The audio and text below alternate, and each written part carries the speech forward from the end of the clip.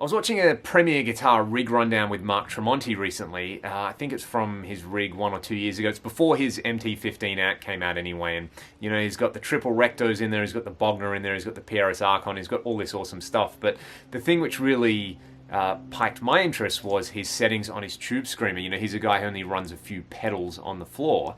And they point out in the interview, it's like, you know, they're really odd settings.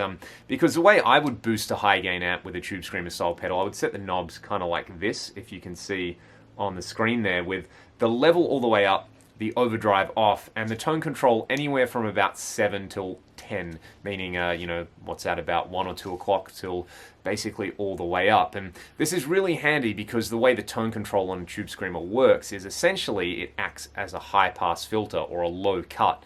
So a lot of the time you're playing a rectifier or a 5150, and if it's unboosted, there's all this excess low end content in there, which you're going to carve out in a mix anyway. You chuck the Tubescreamer in front of it, and it takes that out. It makes your guitar sit really nicely in the mix, and it kind of changes the feel as well. It really makes you want to dig in and palm mute and chug hard. And you know, it's kind of been the sound of modern metal for the past 10 to 15 years, for better or for worse. So I was really interested that Mark on his pedal board had the overdrive all the way up, the level all the way up.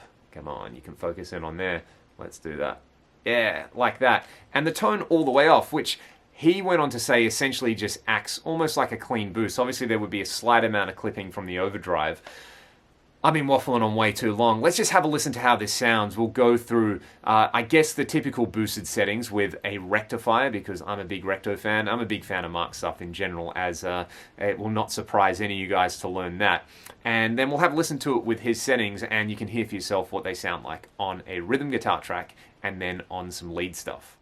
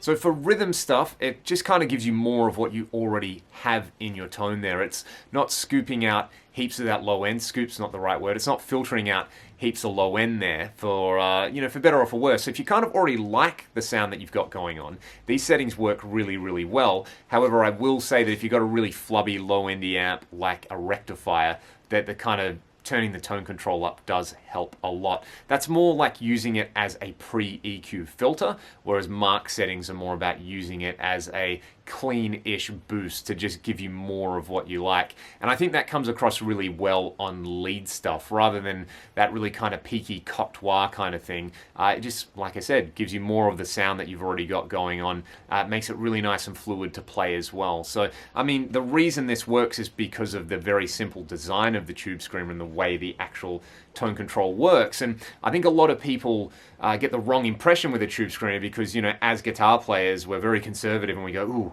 I'll just set the knobs at noon, and we assume that knobs at noon means a neutral setting.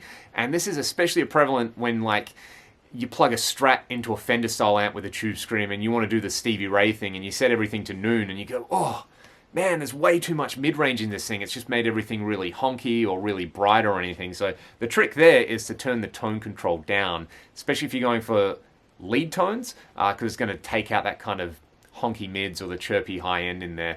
But if you are boosting an already filthy amp, I think the classic settings are classic settings for a reason, because they really do help tame the low end, and they just make you want to, make them a sugar face while you're playing. So hopefully this video was illuminating, and hopefully that gives you reason to turn the knobs on your Tubescreamer away from your favorite settings and try Mark settings. If you haven't tried the boosted settings, either try those out, and yeah, if you dig it, or if you're doing it with a Tubescreamer or a Tubescreamer derivative or another pedal, please let me know in the comments. I would love to hear from you guys, and thanks so much for watching the video. I hope it was helpful.